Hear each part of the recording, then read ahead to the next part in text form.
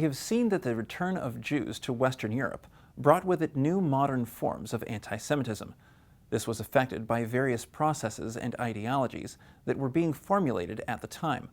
One such process was the gradual emancipation of European Jews, a process which granted Jews complete legal equality and full citizenship, eliminating centuries-long restrictions. Emancipation was first granted to the Jews of France in 1791. This was a result of the 1789 French Revolution, which called for the demise of the old monarchic regimes and for the granting of political equality and civil rights to all. During the Napoleonic Wars of the early 19th century, the revolution's motto of Liberté, Égalité, Fraternité, or freedom, equality, and fraternity, spread across Europe. As a result of this, Jews were granted equality in other countries and regions. For example, Prussia granted its Jews emancipation in 1812, the United Kingdom and Ireland in 1858, Austria-Hungary in 1867, and the newly unified Germany in 1871. By the early 20th centuries, Jews had gained civil equality throughout Europe. Emancipation opened many doors to the Jews, offering them new and better social and economic opportunities. However, as we will now see, similar to other democratizing movements, emancipation also led to negative outcomes for the Jews.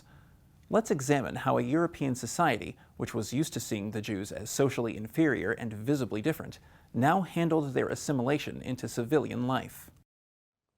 I think we have, first of all, to think about the impact of emancipation about the Jews. It changed their position in society.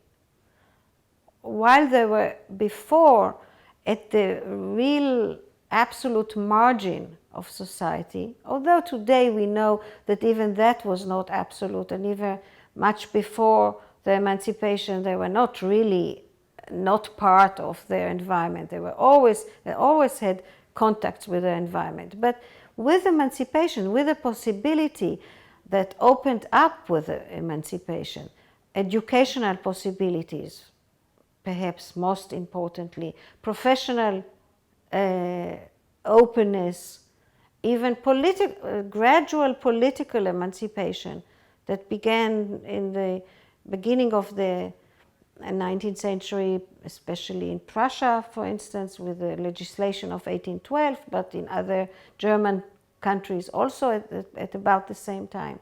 In some places more, in some places less radical legislation.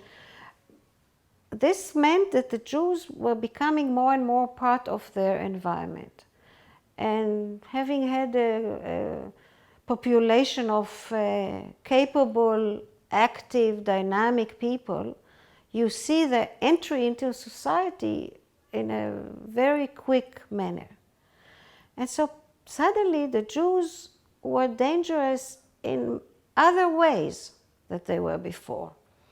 If before what was important was their otherness, their belonging to other religion, to other social norms, to other cultural norms, suddenly the danger came from their being like us, from their trying to be not different, not other, but to somehow mingle within the overall society.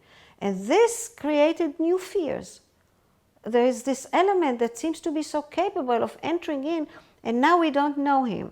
Treitschke is a good example of joining the fear of the old Jews that he thought were coming from Eastern Europe, what he called the people who were selling trousers, the Hosenverkäufer, the people that from the lower levels that were coming, together with the fear of those who were creating in Germany what he thought was a Mischkultur, a mixed culture of elements, and instead of a pure Germanic or German sort of culture.